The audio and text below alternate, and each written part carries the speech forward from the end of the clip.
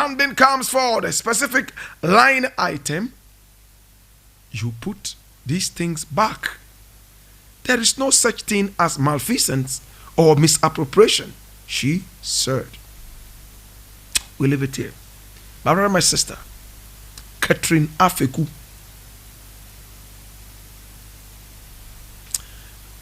Now, there was a certain fund which was referred to as the biggest fund in the whole of Africa to drive home tourists. And this fund came up in the regime of Nana Akufo-Addo's NPP. Now, a huge amount of money was earmarked to draw tourists into the country. It's known as the Marine Drive Project. This project, my brother, my sister, was supposed to begin from Kole Lagoon, according to what it was supposed to do. From Kole Lagoon, my brother, my sister, we were supposed to see the beaches and all those areas giving a certain kind of facelift. It was supposed to be a 241-acre prime beachfront tourism enclave project, and visit to position Ghana as the most sought after tourist destination and the destination of choice within the West African sub-region. So all this amount was put at the disposal of the Ministry of Arts and Culture and Tourism. And Catherine Afeku was in charge. My brother, according to her, she had to put her long rubber hands into the money to draw it out and use to celebrate Kundum. 200,000 Ghana cedis. And the Auditor General said she misappropriated the money. Especially that the chiefs in the area are crying foul that they did not receive 200,000 Ghana cedis. All they received was 7,000 Ghana cedis. Where did the money go? Katrina Afeku said, oh, honestly, we were looking for sponsorships, some other monies coming from somewhere. The money is delayed and the festival had to be celebrated. So what did we do? We dipped our hands into the Marine Drive account with the permission of cabinet. And then we spent it. Fortunately, the money came in after some time and we refunded it. My brother, is this difficult to verify? Was cabinet aware of this stupid expenditure? What kind of cabinet was in place at the time that cabinet endorsed the spending of 200,000 Ghana cedis on Kundum? You know my next question. How much are they going to spend on Homowo? How much are they spending on Damba? How much are they spending on Bugum Festival? How much are they spending, my brother, my sister, at what's the festival in Adan? Something Fiame. My brother, my sister, how much are they going to spend? Or is it because the tourism minister was from Nzima, therefore the Nzima festivals would have to be sponsored? I want to know. What kind of festival is celebrated in Ghana that is sponsored? I'm yet to know. Sponsored by who? Imagine saying you are going to sponsor Bugum Festival. Now, when Bugum Festival comes, people come out in their numbers, sponsored or not. They come out, light their torches, dance to, traditional music, and then go home and sleep. My brother, my sister, what kind of sponsorship went into this? What was the sponsorship for? To buy free appetition for the chiefs or to buy free drinks for the people who were coming for the festival? What went into it? Now listen, my brother, my sister. Catherine Afeku is not saying that she did not spend the 200,000. She said she spent it. The chiefs are saying, no, they got 7,000. She has not debunked that. All she said is that she spent the 200,000 on the festival. Chiefs are saying, we got only 7,000. Afeku says, I spent 200,000. Can we see how you spent it? It is only a corrupt government like Nanado's government that will earmark money and be throwing away like this. Festival. When I'm going for Homowo, I'm not looking for sponsors. When I go to celebrate Homowo, what are they really sponsoring? I want to know. Is it free appetition for the chiefs to come and drink and feed their drunken gods with appetition, or what? What is the sponsorship for? To buy new palanquins for the kings and chiefs? Or to buy appetition for them? Or to import new horses so the chiefs can sit on and dance? My brother, my sister, are they sponsoring Damba Festival? This is so dangerous. If we start sponsoring festivals that we ourselves go out to celebrate, traditional festivals like this in this corrupt manner, then we won't have a penny left in this country. Can you count the number of festivals we have in Ghana? Can you count them? Asafo Fiam Festival. Asafo Tufiame. In Adan, when it happens, people go there in their numbers. Companies take advantage of the numbers coming and they put up events. These companies must be paying something to the chiefs and people of the area.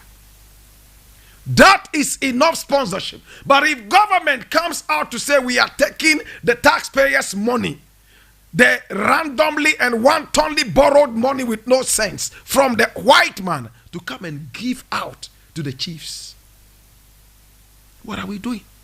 Imagine Catherine Afeku took 200,000 and all she gave to the chief was 7,000. Where did the rest of the money go? We want to know.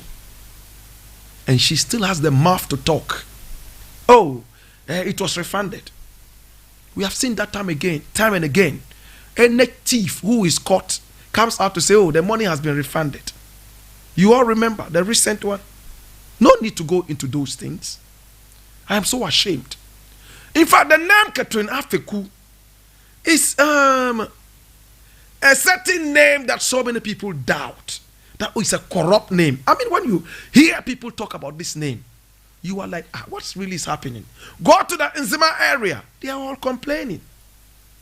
Oh, she's not honest. She's not honest. We all remember how she and her husband, my brother, had to stand trial for a certain defamation, not defamation, defrauding.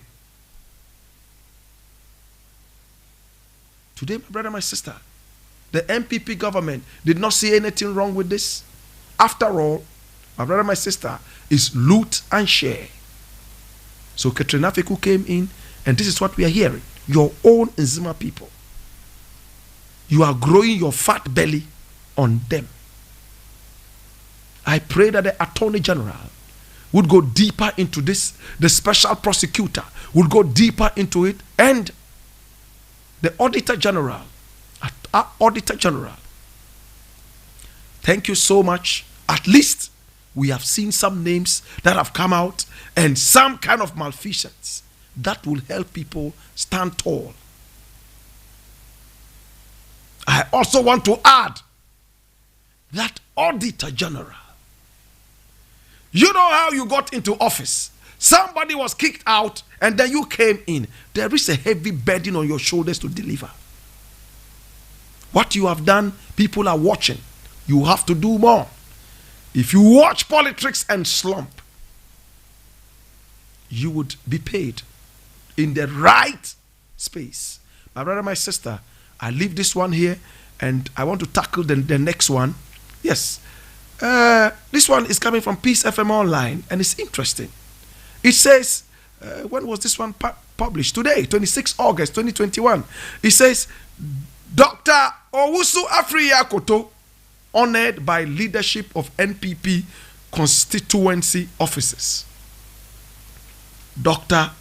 Owusu Afriyie-Akoto, honored by leadership of NPP constituency officers. When a party is in power, there are so many groups. Rats and goats constituency, parrots and crocodile constituency. Once the party is in power, people would find a way of creating something so they can also get a certain stolen budget and do whatever they want. Now let's listen to what these people have to say. I read.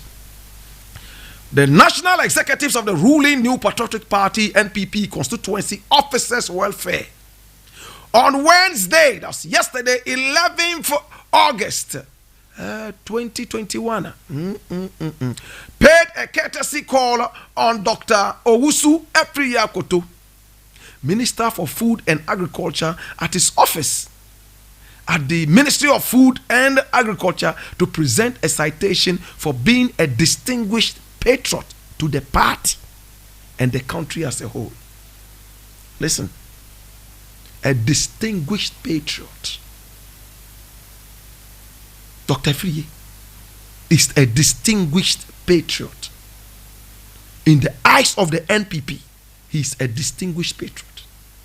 So you can now see what kind of party is ruling, what kind of president is ruling this country.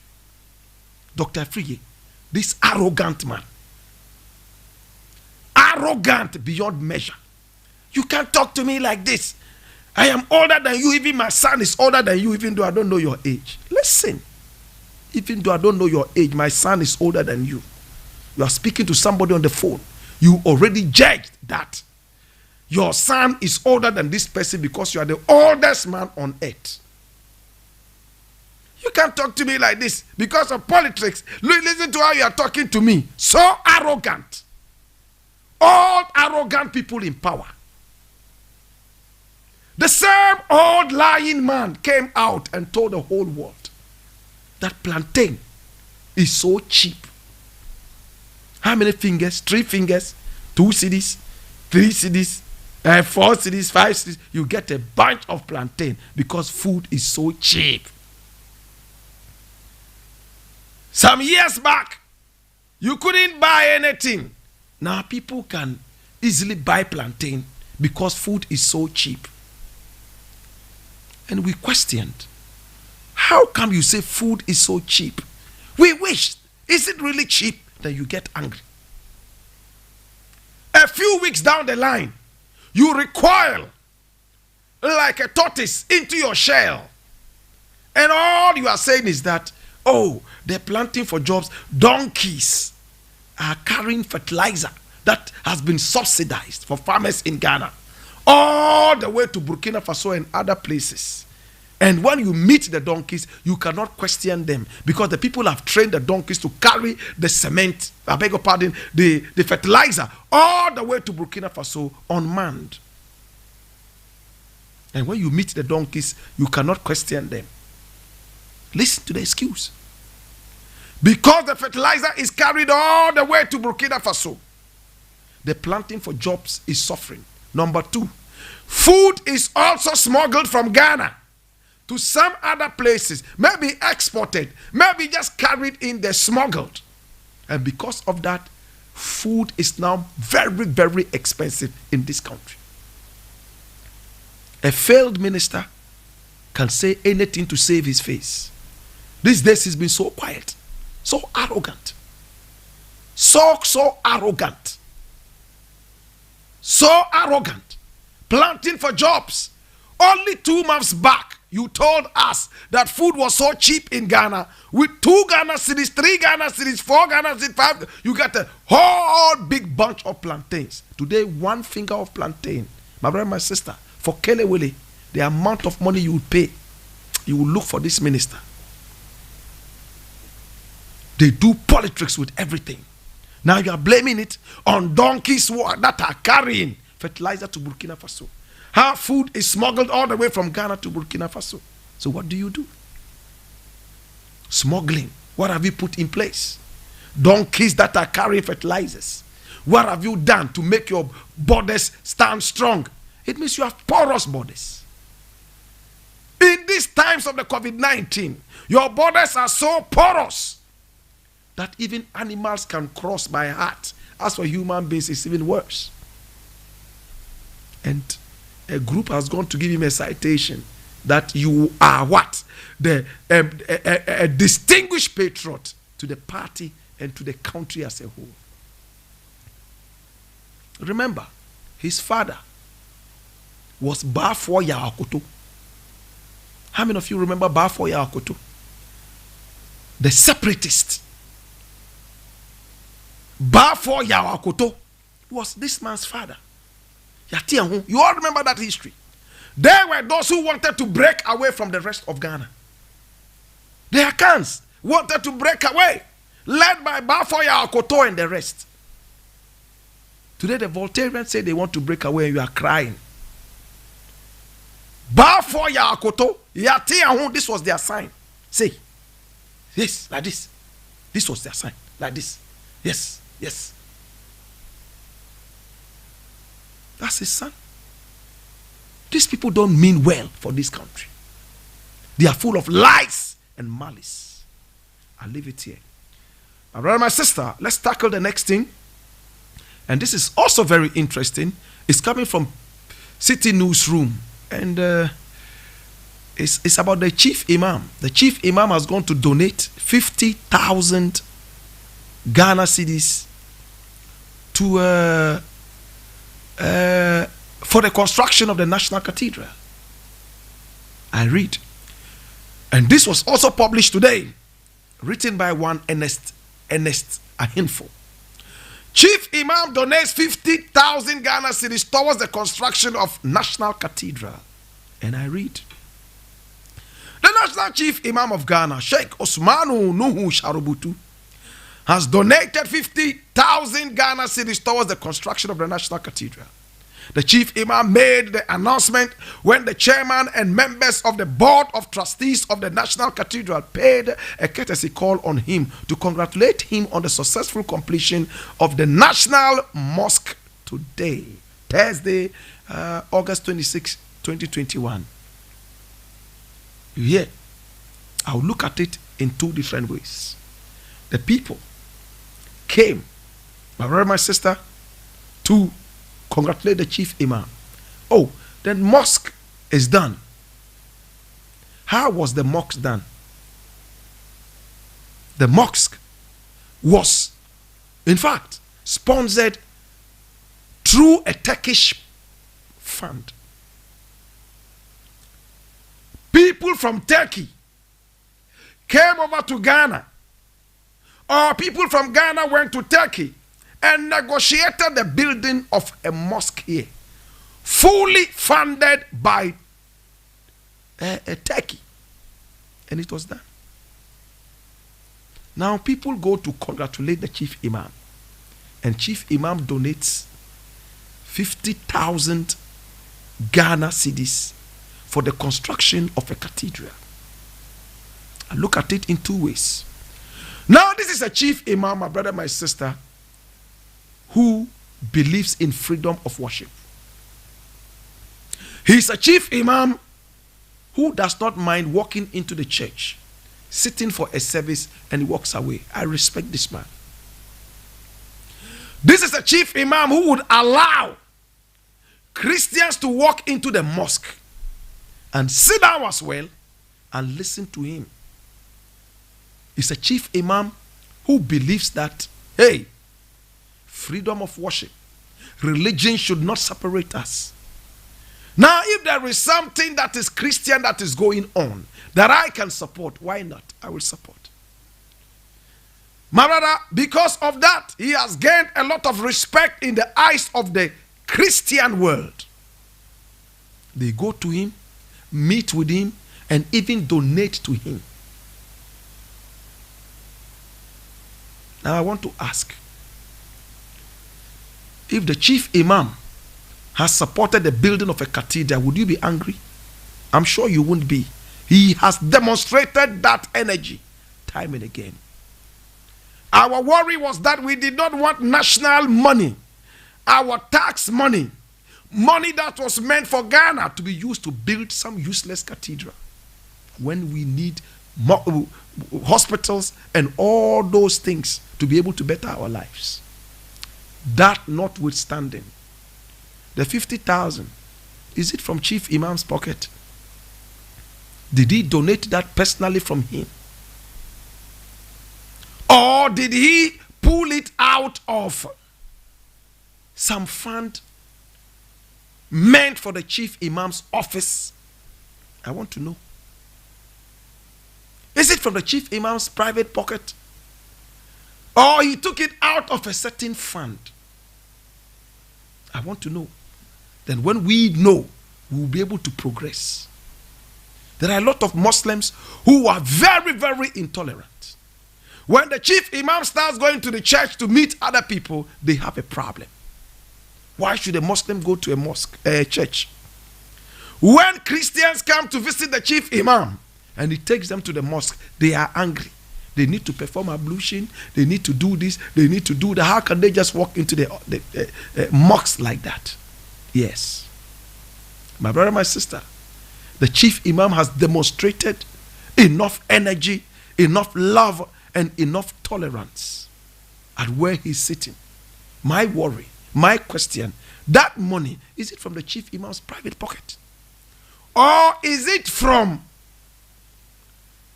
the Chief Imam's office as an office? I want to know. What do you think about it?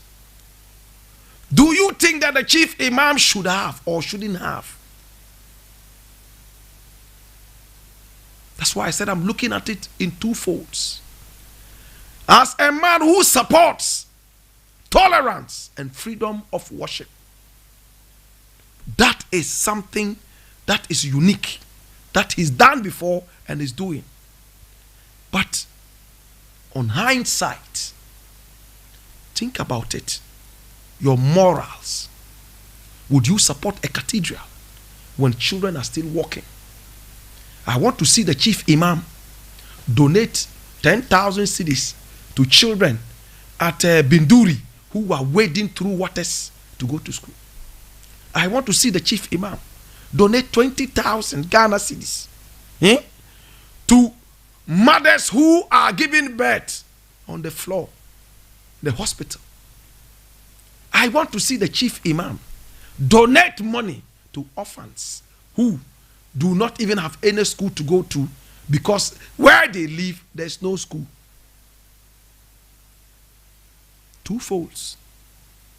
Supporting tolerance, supporting freedom of worship, and on the moral ground, did the Chief Imam need to donate for such a project, useless project? It doesn't matter whether it was a mosque or a synagogue. We don't need a house for God right now.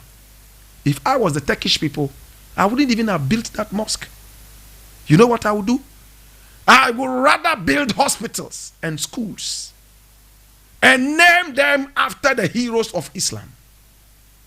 Prophet Muhammad International Hospital. It will be better than the mosque there. Prophet Muhammad, SAW, into brackets, International Mosque. Hey, I beg your pardon, hospital. Or international school. My brother, my sister, we have enough mosques. Go to Nima, 1 billion mosques all over the place. You don't need a huge structure again to come out and say, oh, you have this. No, sir. The Turkish people, if I were those people who sponsored the mosque, I would have thought about rather building a huge hospital, bigger than every other hospital in Ghana, and name it after Prophet Muhammad. Or name it after some other hero of Islam. That will serve the people better. Because that mosque is only Muslims who can go there. But when you build a hospital, Christians can go there, Hindus can go there, Hare Krishna can go there, even pagans can go there, hypocrites and thieves and everybody can go there. Imagine the Turkish people built a huge hospital. Prophet Muhammad sallallahu alaihi wasallam international hospital, and at the entrance there's zikr. At the entrance there's a tape that is playing some cool zikr or reciting the Quran just at the entrance. Would it not be better than a mosque? I'm asking, just asking. But everybody thinks that, look at the structure. Imagine this was a hospital, and on top there, the minaret side, Prophet Muhammad International Hospital. This will be the talk of the world. This would be the talk of the world. A hospital built in honor of Prophet Muhammad, the leader and prophet of Islam. But no, they built a mosque, this huge mosque. You'll be shocked that on Monday you go there, only 2 people are in there. The Imam and his wife. Tuesday, only the Imam and 2 of his friends are there. It's only on Friday that you see about 100 people in there. After Friday, everybody goes home. And the mosque is sitting there, rotting up. Think about it, brethren. Think about it. Somebody wants to build a cathedral, and everybody's making noise about it.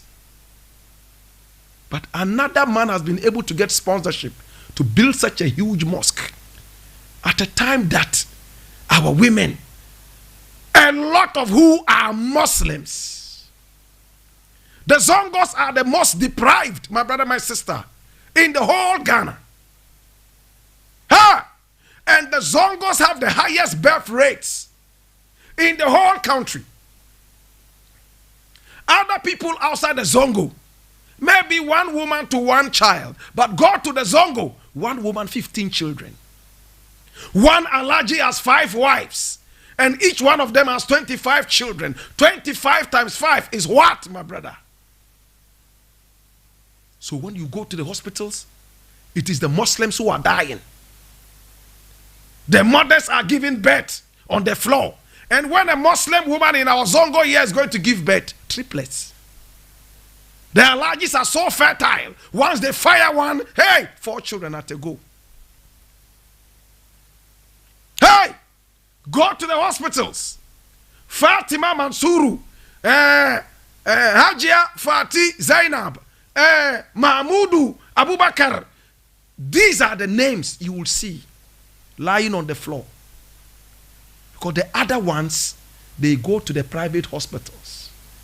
Because the other ones, they fly to America. They fly to South Africa. But you and I, who live in the Zongo, we go to those hospitals and we give birth to our children on the floor. So if there's an opportunity to erect a huge edifice like the mosque, it shouldn't be a mosque. It should be a hospital. It should be a school to educate. I'm glad that it's in Nima, just around Nima there. If this was a hospital, subhanallah, go to the hospital every morning, it will be packed to capacity. And all the names, Abdul Qadir Abubakar, Nusrat Jahan Abubakar, Ruhia Abu, Mansur Zabarma, Abubakar Mochi, Yaya Atenga Farfari. These are the names you will see. Before you hear Charlotte Mensa or Nanaya Nyakua, a war. We are the most deprived people. Let us look at what we need most. If there is an opportunity to give pizza, my brother, tell them to convert the pizza into tuonzafi so that it will be more. The price of 1 pizza, which can be eaten by only about 2 people. If it's converted into tuozafi and some small kobe, at least 50 people can eat that. Are we speaking wisdom or we are fooling? A mosque is important. We want to go to the mosque and congregate. Look how many mosques we have in Nima alone. Go to Ashaiman. Mosques everywhere. And the good thing about Islam is that even when you put stones in front of your house, yes, you can pray. It's a mosque. When we were in school, our mosque was made of stones. Just put blocks there. And then at the end, you turn it into something like that. And the imam stands there. Allahu Akbar Muko. Islam is one of the most humble religion. If not the most humble. One of the most humble religions that we have. One coffin can take 6 million Muslims to their graves. Until the coffin breaks and cannot be hammered back, it will carry all Muslims to their graves. So if it's a humble religion, you don't build a big mosque like this to impress who? Yes, we need it. It's nice. It's beautiful. We want to go stand there and take pictures. Maybe I want to even go and shoot a music video and sing Subhanallah, Subhanallah, Ya Allah, Subhanallah. I want it. It's nice. It's beautiful. But if this was a hospital, reason with me, brethren. If this was a school, don't even name it after Chief Imam. Don't name it after Malam Pamparewa. Name it after Prophet Muhammad. Subhanallah. The name alone would have been enough to heal people on entry.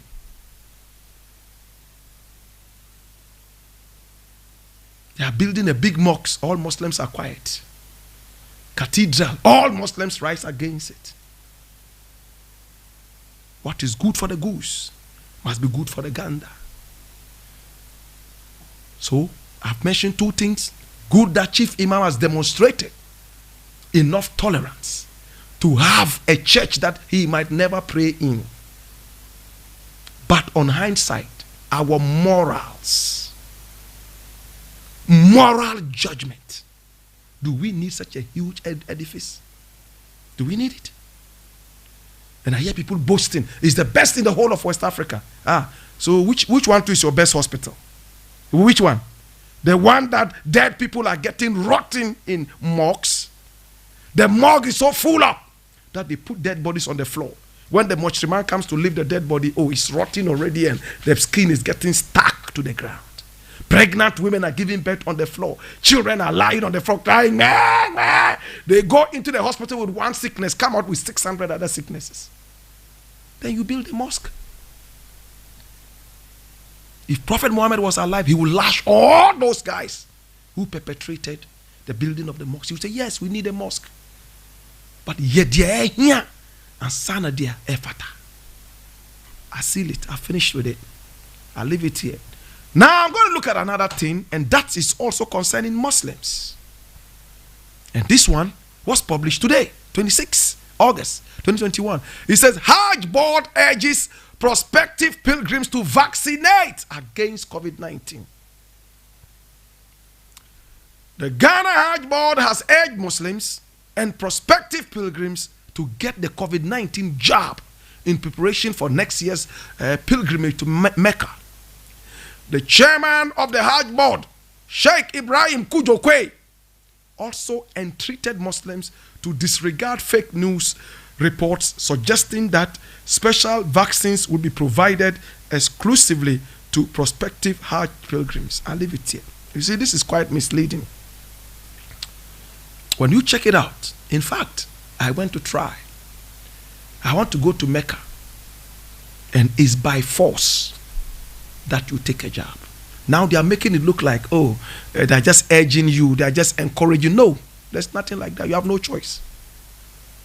If you are going to Hajj, you must get a jab.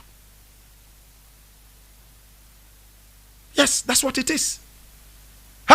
Do you have a father or a brother or a mother who wants to go to Hajj? Go check it out. You must get a jab. You see, what my problem is, must we be forced to go for a jab? It should be voluntary. If I am sick, you can't force me to go to the hospital. There is no country in the world that forces people to go to the hospital. When you are sick, you can decide to be home and pray all day. If you are sick and you want to be at home and be drinking rukutu, rukia, go and drink rukia. It's on to you. People can only suggest, wallahi, this your sickness, hospital would do. How many people have gone to hospital and they finally ran out of the hospital to come out and look for a malam or a certain pastor to pray for them because they believe that whatever they are doing, they won't work? I don't think that this vaccine should be forced on people.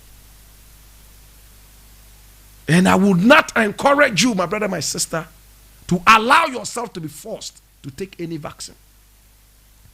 If you convince yourself that you want to go for the vaccine, it's unto you. Let nobody force you in the name of Hajj to take a vaccine. After taking the vaccine, when there is a consequent problem with it, they are free. When you take the vaccine, God forbid, and you start getting fits or epilepsy, whatever it is, remember you are the one getting the fits, not them. If you have a headache, you can't transfer your headache to somebody. You will suffer it alone. So take the decision by yourself. Under no circumstances should the Hajj board force any pilgrim to take a jab. Now the question is, the Hajj board, are they going to allow people who do not take the vaccine to go? It is no. So what do? This year, no Hajj. Right? This year, no Hajj. If you don't take a vaccine, I'll leave it here. The chief imam should look into this. Anyway, has the chief imam, taken the vaccine yet? All right, we leave it. This other one here is also equally important. And this was published today, Thursday, 26 August, 2021. Come along with me, Bridge. It says, where was David J when we were designing infectious center for free? Ghanaian architect slams government. My brother, my sister, who is David J? Who is he? First and foremost, let me just read this story here, and then we will be able to look at it afterwards. It's interesting how people look at different things affecting us in this country. But our duty is to be able to sit here and open up some of these things so you can understand them better and you can contribute better. My brother, my sister, this thing about David J, in fact, is interesting. It's very interesting. Oh my God. Oh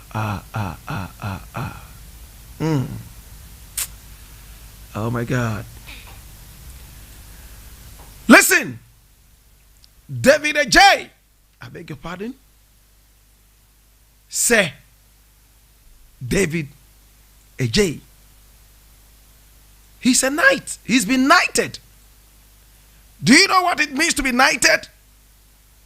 My brother, my sister, we're going to look at that. But permit me to read this thing that is causing the furore in the country. Where was David J when we were designing infectious center for free? Ghanaian architect slams. And I read, Ghanaian architect Tony Asari has questioned the government's penchant for handing key infrastructure designs to Sir David J of J Associates. Tony Asari, in a post on his social media handle, addressed some issues in the Ghanaian architectural space highlighting what he said were major challenges facing the industry. Asari identified the monopoly of government design contracts as one of the factors crippling the growth of the industry. He observed that instead of opening up bids for architects to apply, government rather opted to hand the contracts to some few people, and in this case to only David Adjaye. Asari is, however, unhappy that David Adjaye, the globally acclaimed architect who gets all the juicy government contracts, did not set up to be counted when the nation was hit by the coronavirus pandemic. Thank you. So, my brother, what is it talking about? David Adjaye is a British Ghanaian architect. He has designed some of the most prolific edifices in the world. He's been knighted by the Queen of England, the Order of the British Empire, OBE. He has received it. He is a designer who has made so much name for himself and for Britain and for Ghana. And this report here on Ghana Web says that Tony Asari, an architect, is not happy. All the contracts, all the juicy contracts are going to one man. And there the other architects who sacrificed in the days when there was no money to pay for these designs are not getting anything. My brother, my sister, before I tackle this quickly, let me tell you exactly who David Adjaye is. Now, David Frank Adjaye is his full name. And my brother, my sister, he's been knighted. And his knightship is Most Excellent Order of the British Empire. And then he's also from the Royal Academy of Arts. Oh my God. He was born in September, my birth month, 22nd September in 1966, the year Kwame Nkrumah was overthrown. And he's a Ghanaian British. My brother, my sister, he was born in Dar es Salaam. That's him, that's his photograph. Born in Dar es Salaam, Tanzania. He is a son of a British diplomat. And he lived in Tanzania, Egypt, Yemen, Lebanon, and the rest before he moved to Britain at the age of 9 years. His father was a Ghanaian diplomat who had him in Tanzania. Listen attentively. And because he was a diplomat, he moved from place to place. He was born, my brother, my sister, in September 1966. When he was born, Nkrumah had already been overthrown. When he was born, Nkrumah was overthrown in February 66, right? This is September 22 when he was born. This was after Nkrumah. And he was a diplomat who moved from place to place. Now, after he was born, the father who was serving in the Nkrumah government decided that, hey, the way Ghana is going right now, there could be a big war. The people who have taken over, they could do anything. And he decided that, let me register my son as a British. So, his other half is British, his mother. So he went all the way and he got registered as a British citizen. And he holds a British passport. So whatever he did is in the name and has been in the name of Britain. Hear me now. But he has kept his name, not changed his name, and he has been able to walk with his Ghanaian identity. My brother, my sister, he's been able to get some of the biggest jobs in the world, not only in Ghana, even in Britain. If I tell you some of his early projects, you will be shocked. In fact, he designed Christophilus' house. It's known as the dirty house and glass house. He fixed that. My brother, my sister, and so many other such places in the world, including the Idea store in Whitechapel, UK, the Nobel Peace Center, and much more. But his major works include the Museum of Contemporary Art in Denver, the Moscow School of a lot of buildings around the world. So it's not only in Ghana.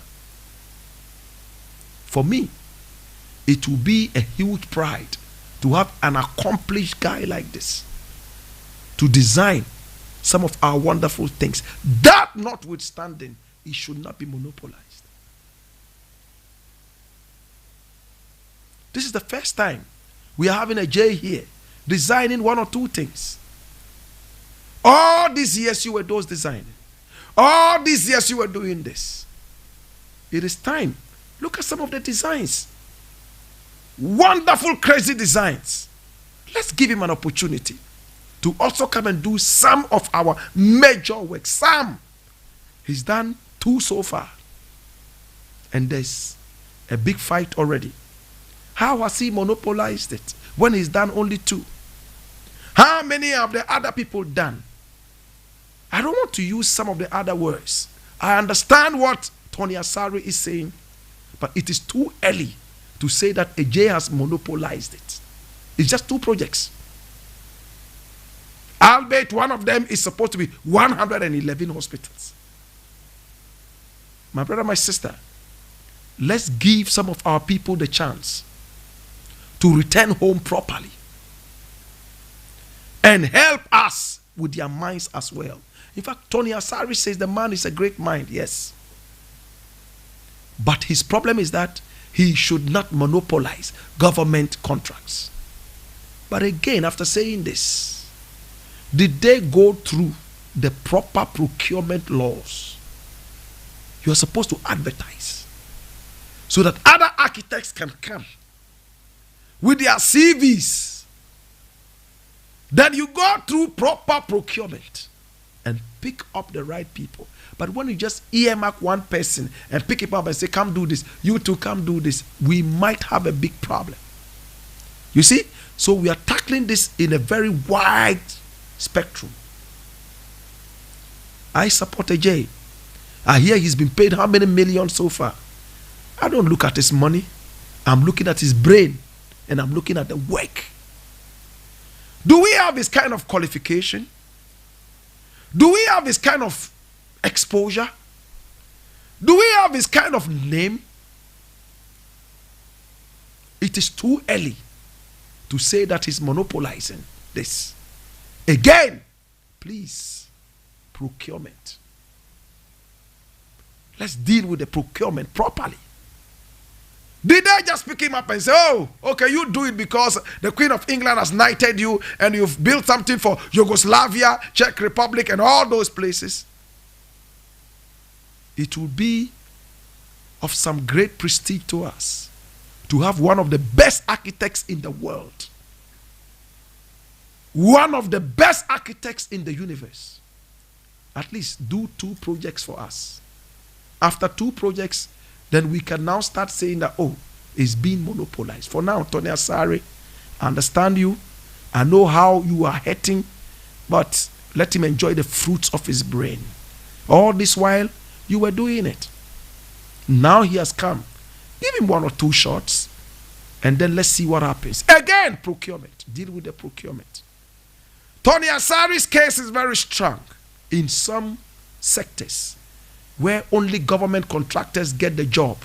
Opposition gets nothing. That is for another day. I leave it here. So, David Frankaje, congratulations. This is your motherland. Give it a design that will never be seen anywhere. I don't believe in the Agenda 111. I think it's a 419 agenda. But it's not for you to judge. Give them the best designs. I leave it here, my brother, my sister. Now, we might need to look at the last thing, and then we are done. Just one more thing, my brother, my sister, and then I let it hang like that. We'll be done with just this. I want to look at this thing that has bedeviled us all this while, and it looks like we are not paying so much attention to this until everything gets worse. You heard about the people who were pounding fufu under the bridge, the newly built bridge, that they've been granted bail. Is anybody asking the question? Yesterday I started it. These people, when did they come there? Has anybody thought about putting them somewhere else? Has anybody thought about the fact that, oh, let's put them here?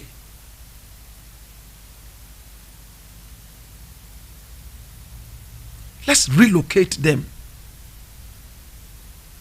But rather, get them out. We are still asking those same questions. When did they start pounding fufu? Was it long before the building of this? Or they just took advantage of the shade and decided to be there? I'm glad it's in court. And I am glad that at the end of it all, we hope justice would be delivered. It's sad. Our attitudes are very terrible. I told you already. Until we deal with our attitudes, we will continue to suffer as a people. Until they can give us everything we need, but our attitudes will break everything down and will return to zero. Think about it. I want to thank you so much. I appreciate you. I thank you. And remember that we have a huge concert that is coming up on the 10th of September, right here in the forecourts of Xylophone FM. And if you're a big Blakk Rasta fan, September is my birth month, and 10th September, I'm putting up a concert here for only 100 people. It is only 100 Ghana cedis to come in regular, and then 200 Ghana cedis as VIP. And everybody gets a Blakk Rasta Timbuktu by road double CD. There would be so many other souvenirs, something to eat, something to drink, and then VVIP will receive all Blakk Rasta CDs and videos. Oh my God, and much more. My brother, my sister, you need to get your advance ticket right now. Right now. Because we are taking only 100 people because of COVID-19. Call this number right now for tickets only, please. 0544 505010. That is 0544 50 50 10. Until then, guidance and protection. Let me just add one thing before I leave. Tony Asari was talking about the fact that David J, during the COVID-19, did not come home to do anything. That's very important. David J, if you are not giving back to society, if you are not doing social responsibilities for the country, it's time to think about that. My name is Blakk Rasta.